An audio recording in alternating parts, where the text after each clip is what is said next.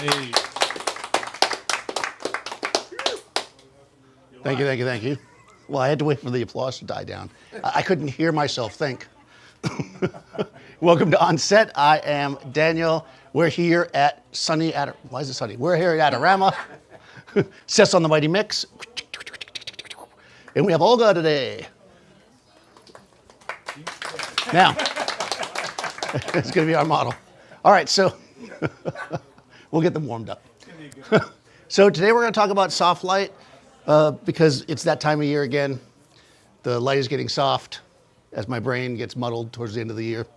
And we're going to talk a little bit about kind of some of the misconceptions of it and then how we can use it to create and craft portraits, why we might use it for such things. And of course, we'll take some pictures along the way. If you have questions relevant to this subject, hopefully, feel free to ask both online and here in the auditorium. If online, people, if you've ever seen like Madison Square Garden, this is maybe like the size of the bathroom there. All right, so. That's really generous. Yeah, that's true. All right. It's like the size of CBs. All right, so let's go for it. So what is soft light? We're going to start with the basics here. So soft light, when you're talking hard soft with light, you're talking about shadow transition. That's really what it's about. So a soft light has a gradual transition from your neutral, let's say your skin tone in the case of a portrait, to the shadow. Hard light has an abrupt transition.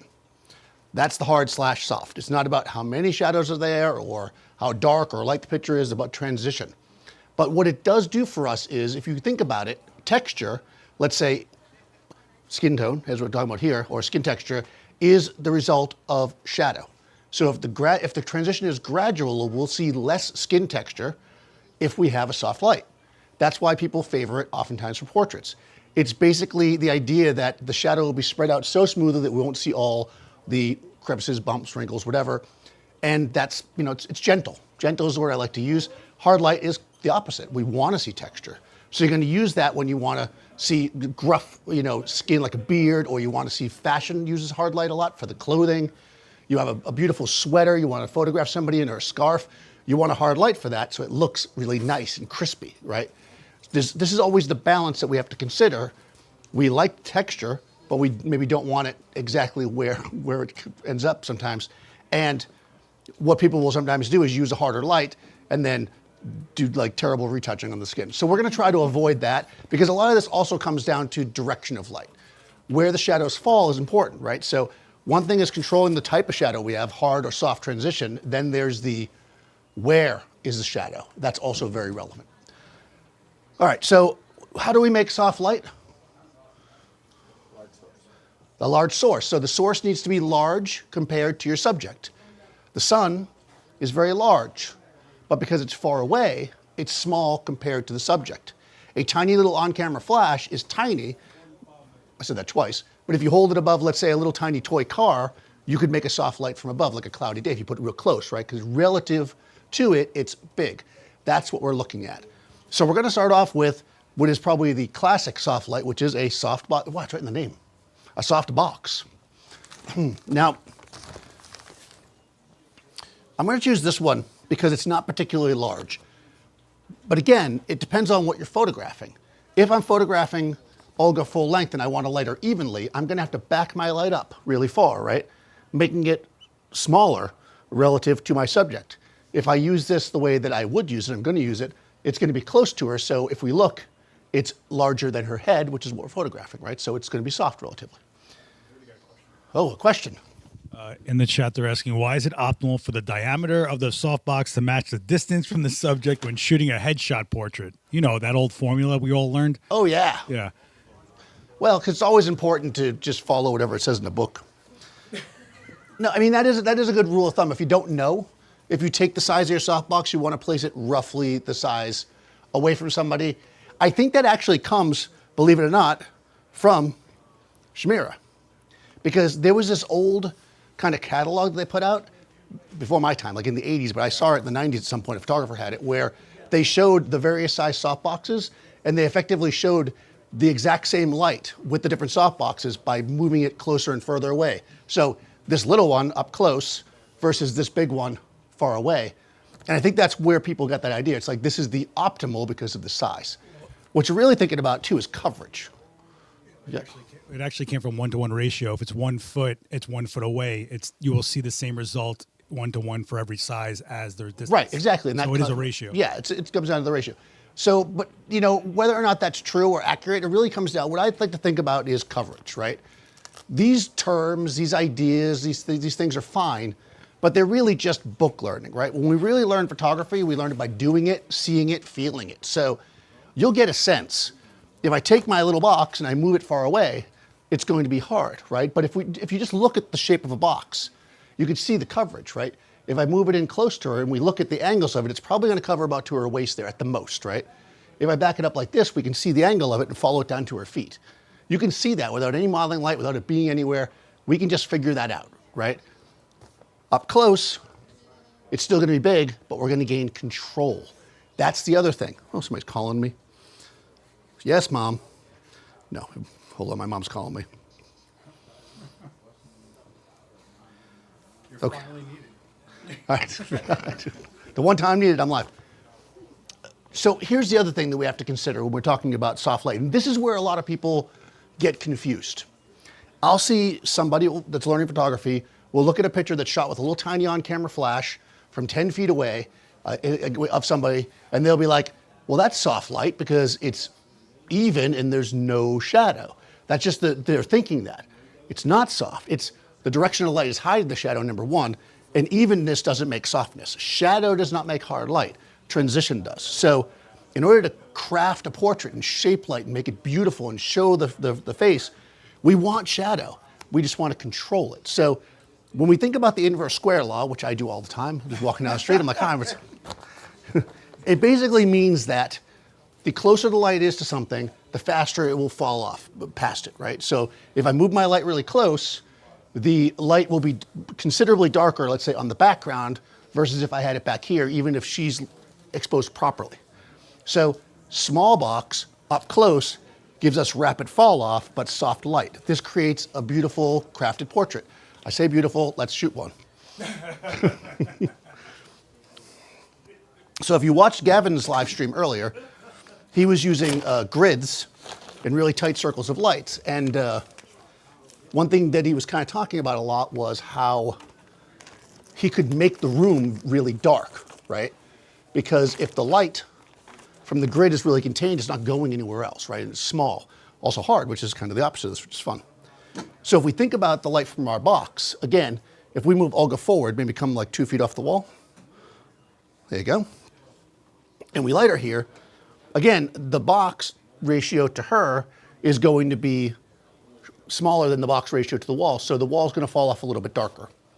And when we think about our environment,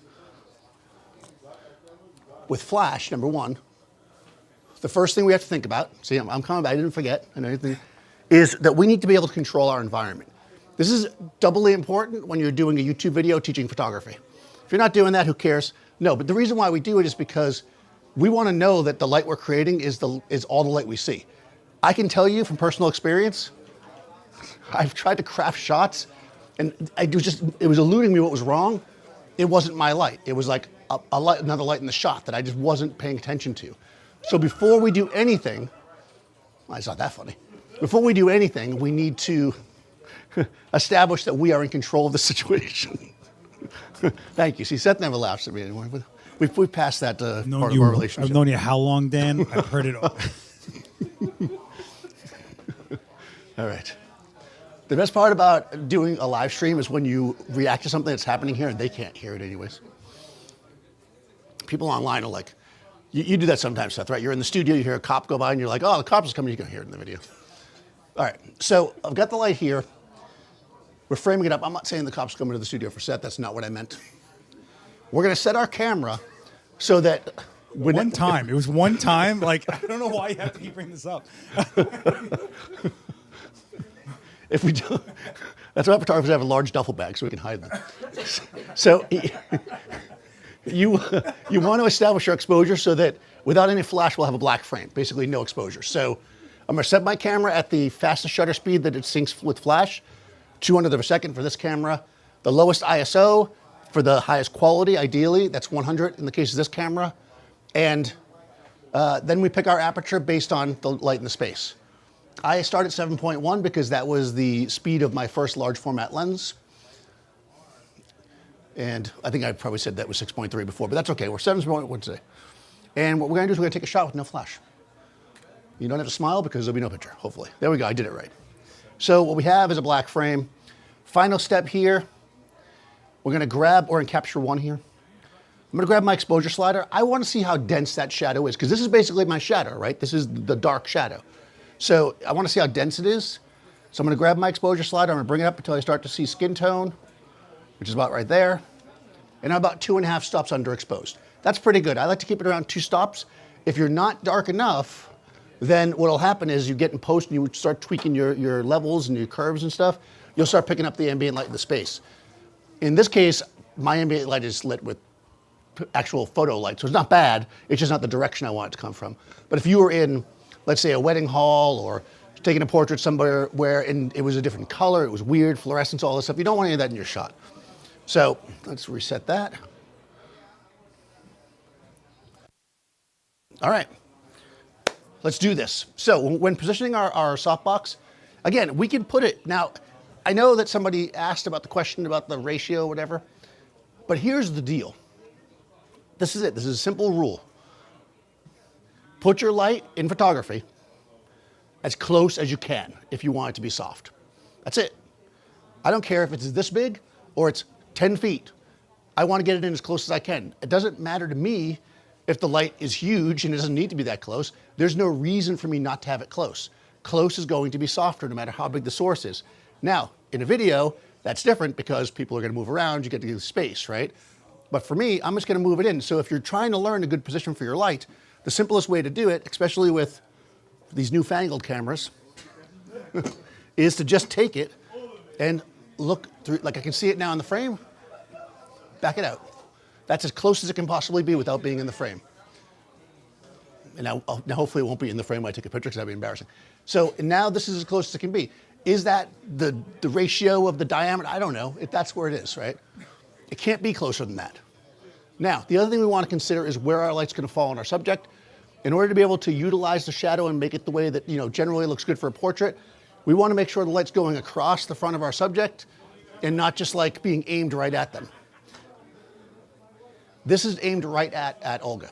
If I do this, a lot of light's going to hit the background, which means I'm losing control a little bit, unless that's what I wanted, but it's not. So here, some light will still hit, I can tell, but most of it should hit her. Okay, so I'm going to turn my light on. It's on. This is a Profoto B10x Plus. I got it right that time. They write around the side so I can say it. I get 12 cents every time I say that, so keep track of it. I got a raise. It was 5 cents before. It's been like a year of you. Like, how many years have we been using these? Like would you get your act together for 5 seconds? The day you start worrying about what your equipment's called and that kind of stuff is the day that you're not thinking about your work. All right, so. Nice save. This is the Profoto something or other, the B10x Plus in the Chimera softbox, my favorite softbox, by the way. And we're gonna have you turn slightly this way. Just with your eyes, there you go. And here we go, we're gonna take a picture. This is a real one. There we go. All right, and terribly overexposed. That's okay though. Why are we overexposed? Am I not in TTL?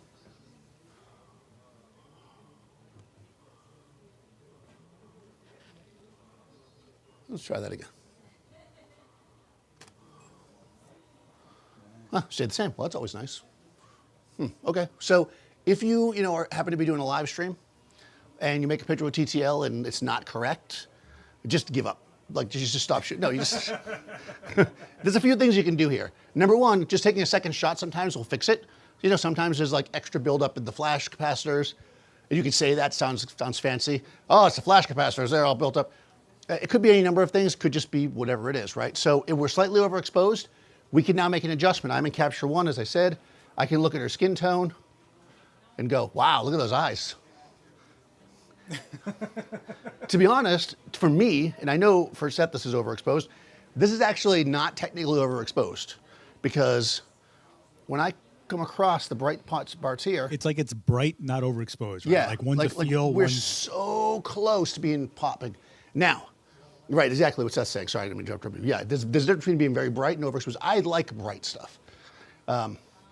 Also, the noise lives in the shadows, which is something that we used to say all the time. Weirdly, we said it before digital cameras existed, so I have no idea what it actually means.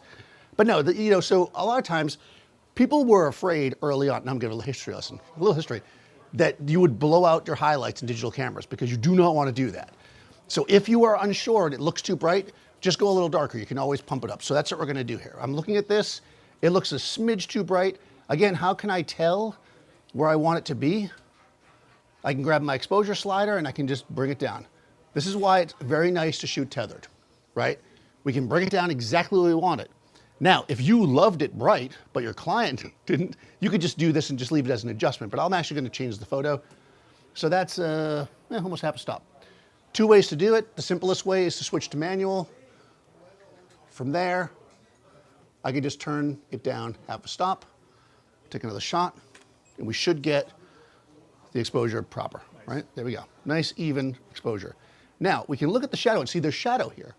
But again, it's not abrupt, terrible shadow. It's gentle shadow that shapes the form of her lips. We can see the shape of her face very nicely. We can see it fall off into her cheeks. But we can see that it's very gentle, and we can see how smooth, even though there's texture in the skin, not this fake AI texture, but actual real person texture, but it's nice texture, right? Because it's natural, and the light is falling off very gently. And this is basically what soft light does for us. You're not allowed to make people look like human anymore, don't you know this? You're not allowed. They can't have pores and stuff. What are you doing? Exactly. So now, if you did like this, but you were like, oh, shadow, as some people are. I don't know why they do that dance. That's what they do. You could do. I'm going to show you something that's never been shown before.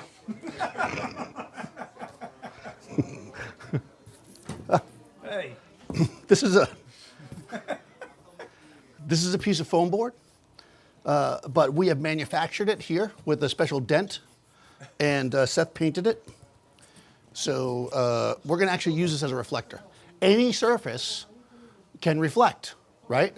If this were purple and I put it here, it would reflect still, but it would reflect purple, exactly. We don't want to mess with the color of our image, so I'm going to use neutral white here. But you could use like a slightly warm, you could do anything you like. All right, we're going to do one more. You're going to look this way. I'm blocking you from the audience, so you don't have to be afraid of them anymore. And there we go, instant, right? Easy as that. My foam core. And now we have soft light with fill, right? And we can do the same thing with a hard light. So if we had a hard light and we wanted more information in the shadow, we can still fill it. This is not a quality of soft light, but it is a way to make it a little bit more manageable. But we can see though, again, she has a shirt with texture here. We can see a bit of it, but it's not super, super textury because the light is soft. But we do get some texture because even though the light's soft, it is close, which means there's rapid fall off because of the inverse square law, right? This is the basis of all photography. Don't worry about anything else. All right. Am I done yet? Not yet, okay. That makes sense? Yep. So far is good? People following? Any questions, thoughts, concerns? I'm still standing, I haven't fallen over yet. I know, you guys are worried. How you feeling, Olga? Feeling good? Yeah, not bad, right? All right. It's only a little cringy, right? A little cringy? Just a little bit. I'm fairly harmless. All right, so. Fairly harmless. That was, all right, I'm going a little ahead of schedule, so we're just going to stand here in silence for 10 minutes. No, all right, let's move on to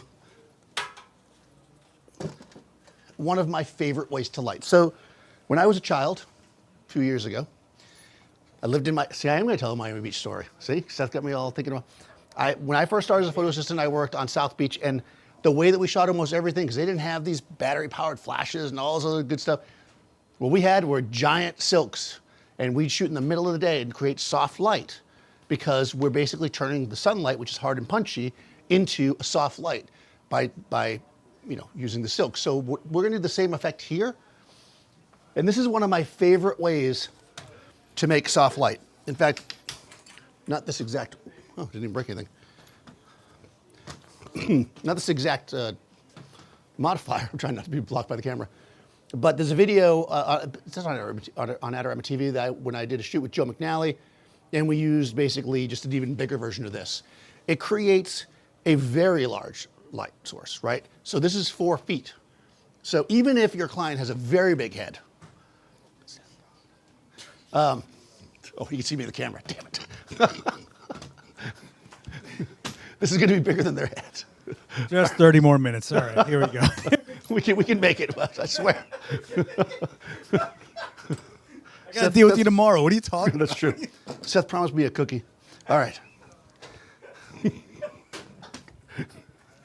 All right. All right. Okay, so we're using the C-stand. Whenever you put any weight on a C-stand, make sure it's over the leg. Even though this doesn't weigh very much, we will put a sandbag on for the sandbag police. So what's nice about these Chimera frames is you can actually put them directly into the knuckle, but I did not do that. They also make a little adapter, just because for this it's just a little faster. I figured you didn't want to stare at me putting it on a knuckle for 5 minutes. All right. So what's nice about this, there we go, thank you, Seth, is again, because of its size, we have a couple of things going on here. I'm still going to place it. Am I going to place it the square root of the difference of the math between? No. Where am I going to place it? As close as I can, right? Which is basically the same place the other softbox was. And then what we're going to do here is we can cover more of our body. So if I wanted to do a vertical, let's say, like the kids do, I can do that. But also, this is going to act almost as a natural fill in of itself because it's so big, it's going to wrap around. I know, light doesn't wrap around. They want to know if you ever use a light meter for your exposure. Sure, I use a light meter, but Gavin was using one earlier. I didn't want to be... He's got one in the camera, guys. What's the matter? Relax. All right, we're going to use a light meter because we got that question. Do you need a meter? I'll use mine. Oh. By the way, I have the new Sekonic that replaced this somewhere buried in my studio. If you ever see it. This is the old one. This isn't yours, is it? No, I mean, I have the one that's like the oh, yeah, that's the supersonic one. This is you can't get this anymore, but basically you want the 358 version of whatever. You can tell it's mine because it has green tape on it. Actually, if you're green screening right now, you can't see it because it's green screen tape. So, light meter. So let's talk about metering for a second because it's always a question. And either people forget every week or we have a new person. It's hard to know. There is a meter in your camera. And one thing that people often mistake when we talk about using TTL or anything like that is they start thinking you're on automatic. But I'm not on automatic, right? Because I set my camera on M. I'm fully controlling my shot. What TTL does for me is it just sets the light for me remotely, and that part's automatic, but I can change it, which is what I did when it was overexposed. So the meter in the camera is checking the exposure. It's communicating with the little box up here. A tiny little photo assistant is running out there to the light, making the adjustment, running back. You can't see it, believe me though, it's really fast. And that's it, so it's just that. But we'll use a handheld meter just to kind of show you how it works. We're gonna get the question, when would you use a meter? I generally use a meter when I need to set up when the models aren't there, right? Because that's a little trickier, right? If she wasn't standing here, I'd have to like kind of put tape on the ground and measure the thing. And if I was, if I was using a TTL, I could stand in. But with a meter, I can just measure it, right? So that's usually when I do it, or if it's really precise, or if I'm doing, if I need to use a spot meter, which I don't have. So when you're using a light meter, what you do is, this one anyways, you plug in your, no, I think I just turned it off. I think my battery just died. Unbelievable. Do you want the 308 or 358? I'll have the 358. Do you want fancy? Oh, no, there it is. I turned it off. Okay, so I'm in metering mode. I'm going to turn the shutter speed to, this one's at full stop, so I'm going to set it at 250. It's close enough. I'm going to set my ISO at 100. And when I press the button, effectively, it's waiting for the flash to go off. So what I'll do is I'll fire the flash with the remote here like this, and that's how we'll get our exposure. Yeah, we'll have Seth do it. Actually, the coming of TTL and all this remote stuff really was terrible for photo assistants because, you'd have to have one guy just sitting there setting off the flash. Now we have to just do it ourselves. Took jobs away. Took jobs away. Hey guys, The technology took away all. All right, so what I'm going to do here before we do this is I'm going to set this light up. This one's in the B group. And again, I'm going to go back to TTL because I'm in, oh no, I'm not because we're going to do it manually. I'm going to turn the modeling light on so you guys can see. So in order, by the way, this is for the guy. I see you're blinded. This is for the guy that you know comes every time and says that the flat light thing shoots it like a laser beam and doesn't spread out. Like you can see how far that spread. In fact, it's going past my silk, right? And what we want to do is we want to light the whole silk. You can light past it if like in this case, I'm probably going to have to. But you know, if I went like this, right, that's not going to make the light source that big, right? Because we can see, but that's cool. You can do that, right? All that works if you want. But for us to get maximum softness, we want to back it up. And this is going to let the light come through. And even though the silk is in fact just kind of flat right now, I still want to raise my light source up above her head because there will be some like subtle shadow. Who knows, it could be a major shadow. We'll find out in a second. And we can see it coming through, right? Look at that nice soft light on you. I can see it going past the silk in the back. Yeah, I'm gonna have to swing it away. There we go. There it is. Oh, look at that. So beautiful. All right. I'll use the light meter. Okay, so we have our light meter. And this is the big question. So the debate is, do you point the meter at the camera or at the light? I say light. At the light. Okay. You agree with half the people in the world. And the other half say the other. 8.8, okay. What am I set at, 7.1? Drop me down just about a stop, please. You want a full stop? Yeah, well. Yeah. Ooh. Do it again. Wait, that's firing. Ah, okay. I was like, hold on, that did not. All right, yeah, that made no sense. For those of you who have no idea what happened, the light in the corner was firing because Dan doesn't know how to work his lights. I forgot to turn it off. That feels better. Okay, now I'm at 8.9. What do you, Yeah, what do you need? down one stop.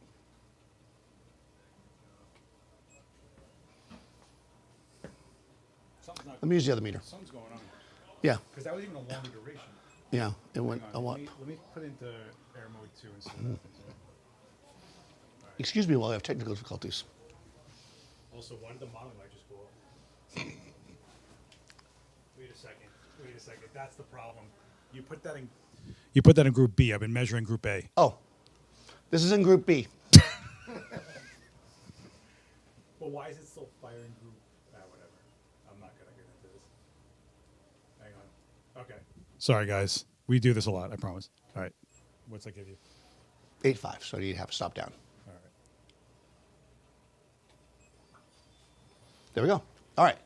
So now we're at 569, which is basically F8. It's important to make sure we're on the same groups. What do we learn here? Proper communication is key, kids. See All this? right. So we're at F8, and in theory, this should give us a nice even exposure and should be even more gradual with the shadows. All right. So we made a Rembrandt light. And look at how, because this is going to push the light further back. See how nice the transition here is. We have a neutral, and this is effectively all shadow here, right? So if we have her work towards the light, so now this is because of the position of the light. So now we can move it to the front, and we can watch the shadow move. Did we? You know, let me do that again. You want to do live here? Yeah, yeah. Okay. Let me go back for dramatic effect. This is why when you're here in person, you see all this. Online, we cut all this part. Okay, so we can see roughly what it's going to look like.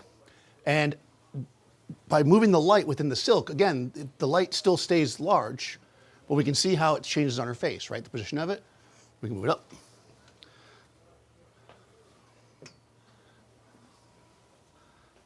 And I'll shoot it from here. All right, here we go. No, I won't. That's not a fun way to do it. All right. Pick a lane, Dan. Let's go. I was going to do it, but I figured that was... Hey. Oh. Wow, what a dramatic difference. Yeah, and we can see the difference. Look at that. It seems a little... That was a good underexposed. demonstration, Daniel. That was Well, really you like good. that, huh? That was, Look at that. Every now and then you wake up. See, if It's amazing. we cut all the bad stuff in the middle, so we can see by using the silk, we're a little underexposed, but we can see by using the silk, that's going to move the light further away. And I'm so spoiled with TTL that would have changed that already. It got a little bit less exposure. But we can see that here we have, you know, maybe a more flattering look, and we can see how gentle that shadow transition is. Now let's just get the proper exposure. But again, if you want the more contrast, the other look also works. So let's get the proper exposure. So I'm going to bring my light up a little bit. Just know you're in mode 2. Just so you know. Okay. Well, I'm not in TTL now, right? No, so just hit auto. All right, I'm just going to switch to TTL. Let's see what it gives us. Whoa. Oh, look at that. What is going on? A little with bright. TTL today? No, that's fine. I'll look at the firmware when we're done. Yeah, it's a smidge bright, but we can see. What else do we notice here when we look at this compared to our well, I don't show a lot of pictures, do I? No, you're too busy tap dancing. We see a difference there, right? The background is more evenly lit. That's because our source is so large. Again, and it's technically further away because the main part of the source is here. It's just covering more, right? It's wrapping around more. It's kind of becoming it's an environmental light. So this is great for one person, two people, three people even, because it's covering a larger area. And what we end up with here is a nice, flattering, soft light. And of course we can, if we want, still bring the, I know this is always impressive when you do this, right? People love the reflector. Now we're going bright. And now we have even smoother. And look, the board's in the shot, but nobody cares about that. Yeah, I'm going to bring the exposure down a smidge more. We'll take one more. Okay, I'm going to turn it down a tiny bit more. There we go. It's funny when you're looking through the camera, you think I could see that the board was in the shot. And here we have effectively just the cleanest light ever, right? It's like super, super smooth and really flattering and super easy. And you can see why you'd want to do that when you're making a portrait, you know, and you're trying to get this like kind of the most flattering on anybody you put in front of the lens kind of shot. Hard light, which is generally my preference, and you see me do this a lot, is great when you really want to specifically shape an individual to tell a story. Soft light is great when you want to just like get it, right? This is like easy stuff. Anybody, even me, would look good in this light. Easy to go. Now, I even have it in a bad position purposefully. Like this is not where, I said not like with a weird accent. What kind of accent was that? This is not a position I would typically light a female subject. I generally like to light them dead on, right? More of a butterfly light. So we can still do this with this. This large silk can be used in any position. How much would you pay for this? All right, I went into full like Ron Popeil mode there. You could use it in any position. Do you want to know? People don't know Ron Popeil. All right. What, are you going to sell mops Would it be now? Billy Is that what we're Mays? gonna do? Billy, oh wow. That's a little more modern. All right, I'm going to have you step out for a second, Olga. All right. Yeah, maybe this way. And it's not that I would ever drop the light on you, but Safety first. I've seen many things over his career, trust me. now if you're scary, like to the models, like set this is a really good way to shoot. To be fair, 'cause you my can- models are zombies, they are creatures, so don't start that. Because you can hide, or let's say you're shy, you can kind of hide behind the light. Oh, actually, you know what I'm going to do? I should have. I'm going to retitle this stream, Dan Gets a Hernia. This is how I get my exercise. I'm just going to put a little tilt on it. There we go. All right. So we're going to create a large bank of light. This way? Okay, we're going to create a large bank of light. It's going to come from the front and light all get in a very even, this is very nice, very even fashion. Don't like notice that it's a little bit crooked. Nobody else can tell, so just don't say anything, please. All right. So you take the speed light off the camera, and then you put a giant panel where you put the speed light. Right, because this is the demo of why, right, exactly what Seth just said. Because typically, like, you put a flash on your camera and people are like, that's the worst thing you can do. You got to take it off the camera. And, you know, sure. But this is effectively the same thing, but it's just bigger and softer. All right, a question. Any pointers on starting kits for a soft lighting? I'd say a giant umbrella with a sock is a quick one. Yeah, umbrella is your friend. You lose a lot of control, just like you kind of, as far as where the light spreads, just like with the silk, you lose control. But umbrellas are generally relatively inexpensive and pretty forgiving. Like, everybody should use umbrellas sometimes. We used to think of them as like the cheap light, because you get them with your kit, right? And people would be like, I don't use those, but really umbrellas can be very nice. Yeah. Yeah, I mean, that's one of my favorite ways to shoot beauty is actually with an umbrella, a silver umbrella. I know. Not a beauty dish, but I have to, Profoto gives me 12 cents every time I mention it, so got to use the beauty dish. Plus the cool kids use them. All right, so again, I'm going to put the modeling light on, and we're just going to bring this up. And again, this is going to create, oh, look at that. All right, nice, even light. Oh yeah, we can do that. Well, hold on, we got to do it over for the dramatic effect. Oh yeah, ooh. Okay. Got it? All right, that was for you. All right. Can I throw a bag on this, please? Yes. Okay. I was going to stand up. By the way, you do the Captain Morgan on the C-stand as well? Watch it. I just know you're going to hit this thing. This would be very dangerous to not put a sandbag on it, because then all the audience online will complain, and that hurts my feelings. No, because Dana's going to Mr. Magoo this thing, not realize what it is, and then I can explain why somebody died tonight. And that is true. All right. It's a lot of love, Dan. Come on, man. So if you want to get, well, let's just get it first, because maybe you'll hate this, but I don't think so. This is a winning shot right here, by the way. And this is not that expensive. So, oh, we're really far ahead. Hold on. Are you going to frame it, or are you going to cut off the top of her head? Yes, I'm going to frame it by cutting off the top of her head. Yep. Thanks for asking. All right. Are we in TTL? We are. I'm going to reset everything to 0. Again, this light's in my B group. All right, here we go. Boom. All right. Nice. So now we can see a little bit of a difference, right? Yeah, she got happier. Nah, she's happier. Because, well, that's what the reflector. So someone's actually asking, would it not be better to use 2 umbrellas, one on each side, to get even light? Aha! We kind of jumped ahead to what I was going to say. Well, hold on. When? What was the question? So you can do a couple of things here. Let's break down that question, because it depends on when they asked it and what they were talking about. If the light was on one side, like it was in the beginning, okay, and you wanted to fill, putting another light exactly on the opposite side is not what you want to do. If you add another source from the opposite side of your main source as a fill, what you'll often end up with is the chance of getting double shadows, even if they're subtle. And you'll see it, and the face will look weird, and you'll be like, why does their nose look odd? It's because you got 2 shadows coming in. By using a white reflector, we're always safe, because your reflected light can never be as bright as your key, right? Because it's reflecting, because of the inverse square law. So again, wow, we said it a lot. I should get paid for that. Who owns that? What? The term inverse square law. Peter Hurley? Oh, Yeah. all right, Peter Early, send me some money.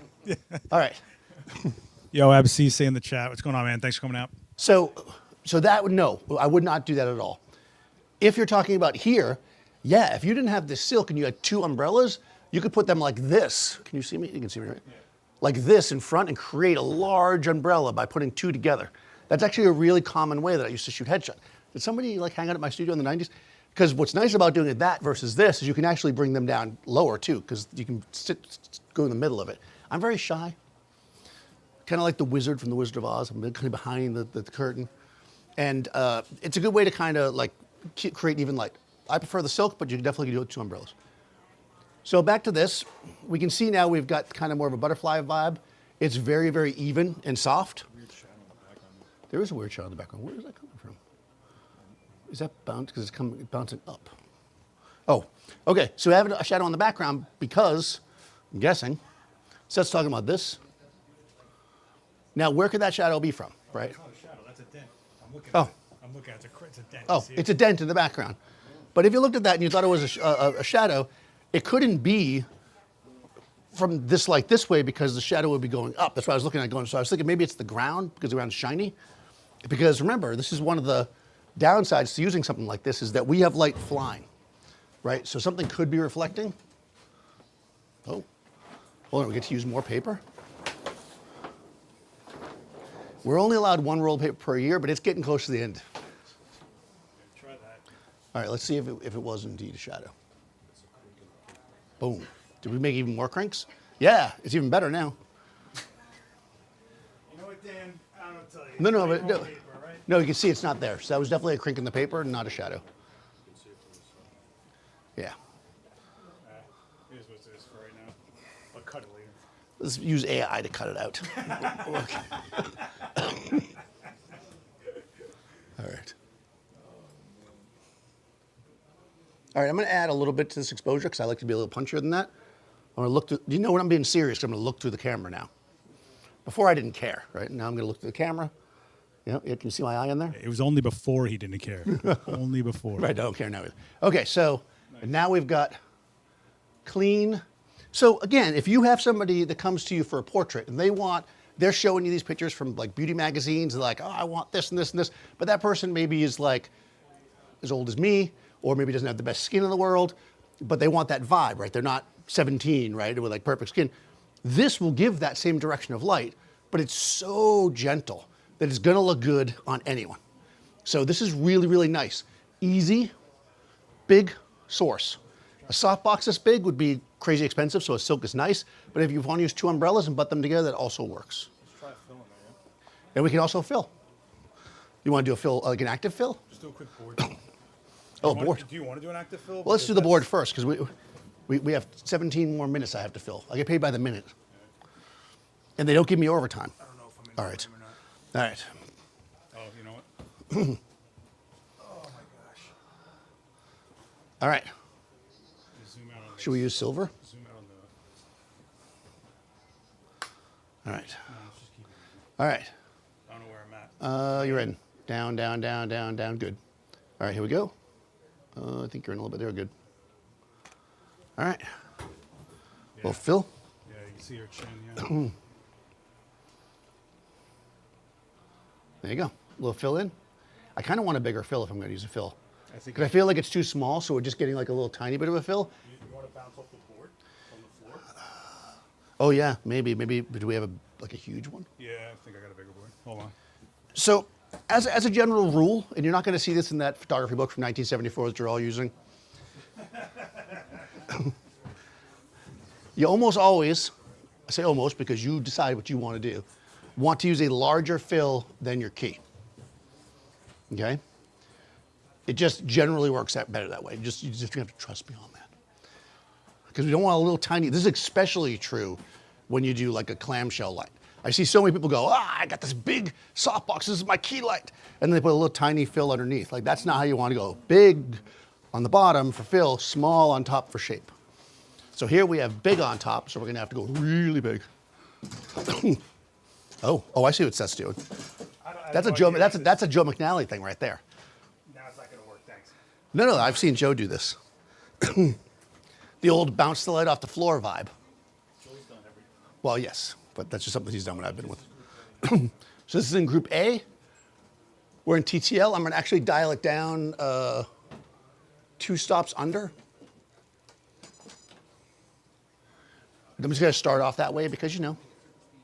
I don't know where I'm at. I have no idea where I'm in frame. Okay, well, hold on. This is the technology. We have to. Boom, there it is. So this is in frame. Oh. When it came up like that, it looked like you were here in the jaw. We don't want that. Take a hit, right? All right. You want to TTL that. Yeah. All right, so I'm going to actually go to the key light here, and I'm going to kill it. We're just going to look to see where the fill is falling. So we can see, can we get a little more in front of her? Your tripod leg is literally in this. Yeah, I know. This is the disadvantage of using a tripod, I guess, but you know, I guess I could spin the tripod. Hold on. Old guys in your tripods. Yeah. I charge extra for the tripod. Eric, push this forward. Yeah, just push it right up. Push it up that way. Yeah. All right. That's good. Thank you. So again, what's going to bounce off the board is coming up in front of her face. If we put the board super close to her, the light's going to be directly under her chin. Well, we want it to be slightly forward so it fills in. Yeah, that's close enough. Yeah, that'll work. What is going on today? What is this? Why can't anything work? Need glue. Put the board there, you know. This is where a nice like big sheet comes in. If we had a big sheet of fabric, get yourself some like cotton fabric and don't do it at your house. This is half Go to the a reason. laundromat with some bleach the heck out of it. Get yourself a big giant cotton sheet, throw it on the ground. This is also half the reason our studio has a white floor. That's right. Also why we have a white floor that we often hate, but also often love. When you need it, it's clutch. You know, I think I'm going to actually just use the fill light for a second. This is what they call stalling for time. You never want to do a good shot right away.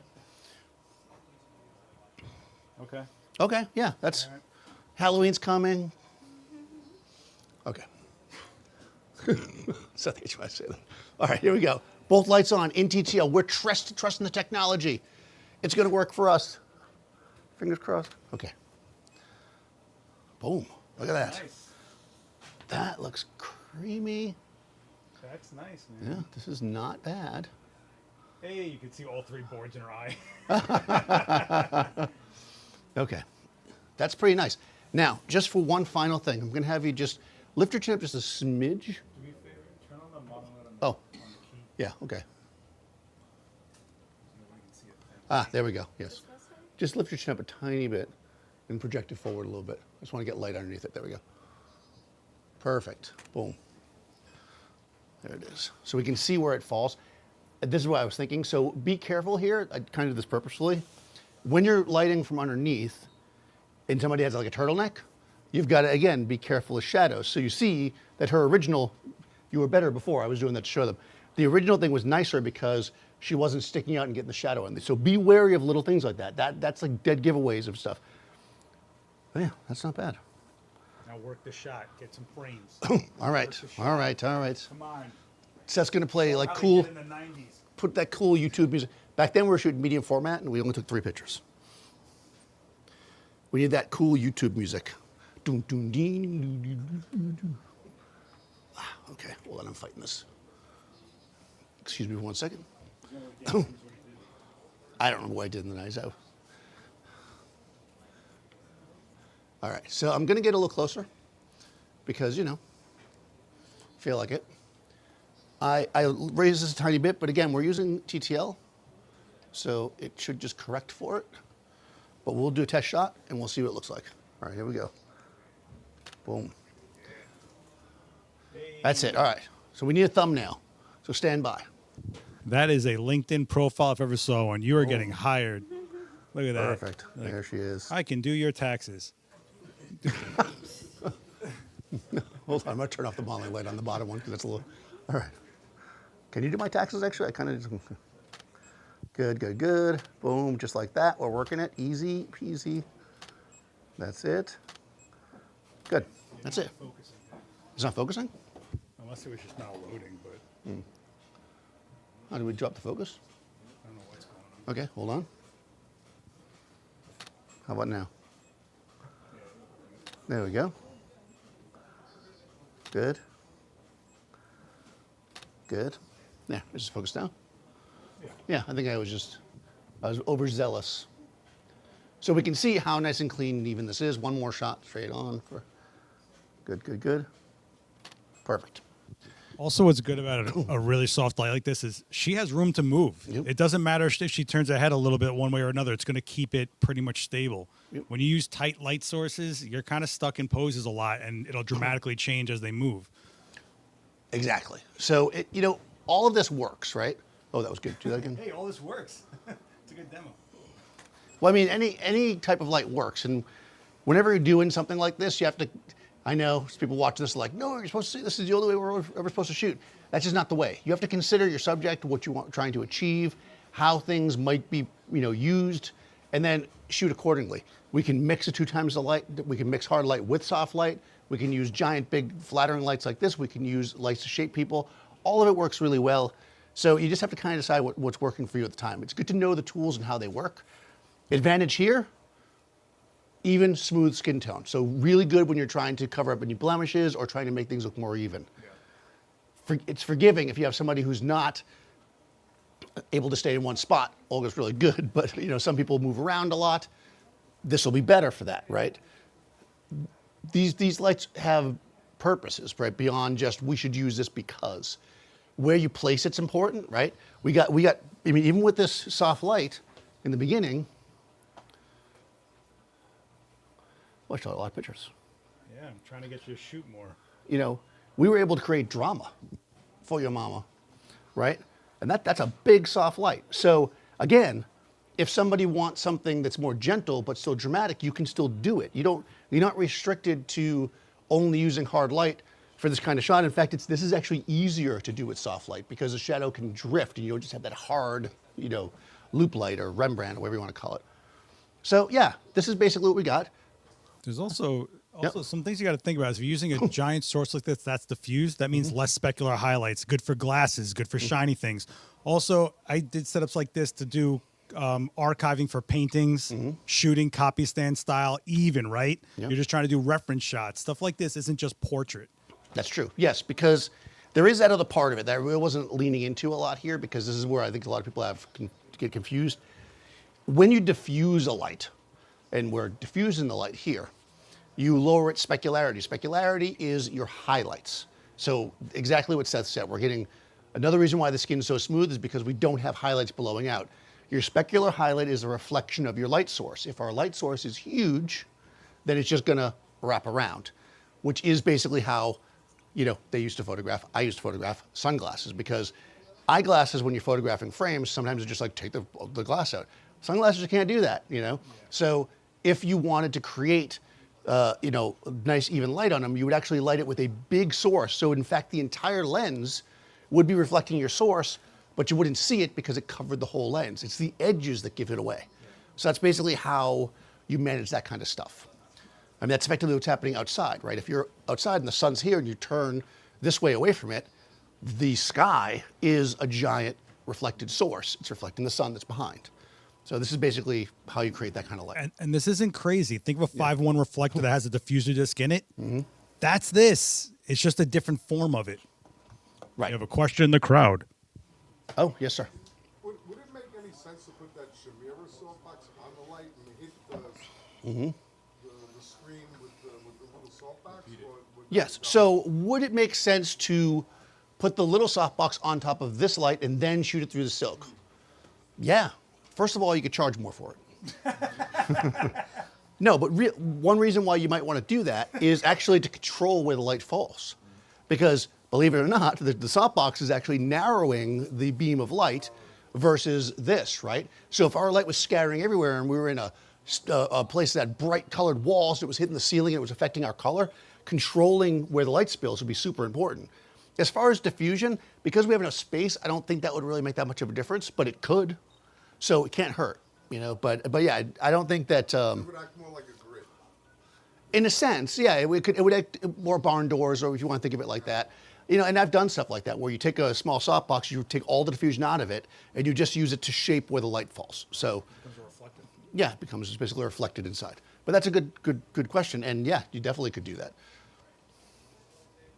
Any questions, guys? Other questions? Yes. Is there any difference between hard and soft light in terms of the catch light in the eye, or is that more just the shape of the silk? Okay, so the hard soft light and the catch light. Well, because a soft light is larger, you're going to have a more prominent, larger catch light, right? Whereas a hard light that's going to be smaller is going to have a little pinpoint, right? If you're out in the sun and you take a picture of somebody in the bright sun, it'll have a little dot of light, right? Because that's their catch light. Whereas if you use a silk, it can be big. In fact, so big, like in my studio, because we have a daylight studio, because the whole studio becomes a source when the light's coming through the windows. Like you don't see a definite catch light unless you look at it real close. You can see all the windows and the floor and everything, and it just creates this large sweep. So yes, if you don't want, if you don't want that little tiny pinprick, then a soft light will also give you a larger catch light. Yeah, good question. Other questions? Yes. If you're doing Oh. the gentleman asked about putting the other box thing there, would you still use that? Okay, so that's also a good question. So would we use this if we were putting the box on there? And the answer is the way we have it, yeah. And why? Why I say the way we have it. If we weren't putting a box on it, then maybe I could angle my light and bounce some off the ground, and we're getting bounce from this onto this. You could kind of cheat it, right? But in this case, we're using a source. This is an active field light, so this is completely separate. This is its own light source, so it doesn't really affect it. It wouldn't change the quality. That's a good question. Good questions today. Nothing else? Don't ask a bad one now because we've had 3 good ones. If you ask a bad question, we're going to end on a bad question, so don't do it. All right. Any mediocre questions? Good questions? Any questions? No. August happy? Everybody's happy online? All right, cool. We're back in November because we're about to be closed. If you are local to New York, or I guess even if you were buying stuff online, even the website shuts down a little bit. There's a holiday coming up, so please check that. I have lived in New York for many years, and oftentimes before I worked here, showed up for a roll of paper, and we were closed. So mark those down. If it's on a holiday you celebrate, at least put it on your calendar so you know. And if you do, enjoy. Also, critique. We got a new critique date, October 30th. That's for in-room only. You people better come if you want to be part of that. It is not streamed. So check out the Eventbrite to submit your images. Only 3 images, Eric. Only 3. Yes. Okay?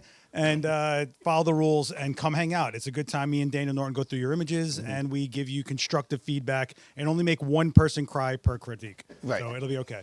All right? It's usually Seth that does. Actually, that's not true. I get sentimental and I just kind of cuddle up, But come out for that, and we're going pretty hard. Actually, we got events all for the rest of the year. So check out adorama.com/events. You can check that out here, and that's Daniel Norton's social. Make him feel like he's actually social. You can follow me, and I do stuff. That's the end. You're gonna do a good. Would you dismount for real? Would you be? All right, thanks for watching. Please subscribe if you're watching online. Ring the bell. I'm Daniel Norton. This is what's your Olga? Olga, Selena. Selena. She's Olga Selena, all one word, on Instagram. Check her out. That's Seth. He's Last Ex-Witness. How come Seth gets the loudest clap? Yes. Give the pity claps. The pity claps. Bye, everyone. Thanks so much. Hit like and subscribe.